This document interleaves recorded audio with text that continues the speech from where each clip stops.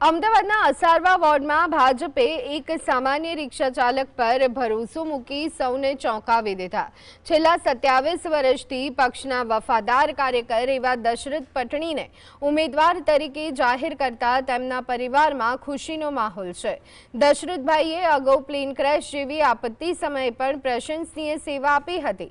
Ticket મળતા તેમણે જણાવ્યું કે ભાજપે એક નાના માણસના મહેનતની કદર કરી છે।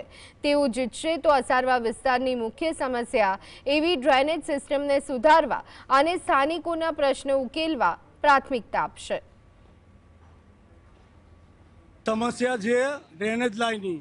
એ ડ્રેનેજ લાઇન અમારા જે ધારાસભ્ય છે ને અમારા રાજ્ય કક્ષાના મંત્રી છે બેન, એ અહીંયા અમારા વિસ્તારમાં એક પ્લાન એવો બનાવ્યો છે। એ પ્લાનના થકી આ વિસ્તારમાંથી ડ્રેનેજ લાઇનનો જે અત્યારે ભરાવો ને જે થાય છે એ હવે થશે નહીં। અને અમે લોકો અમારી પેનલ ચારે જણો હવે પછી જીતીને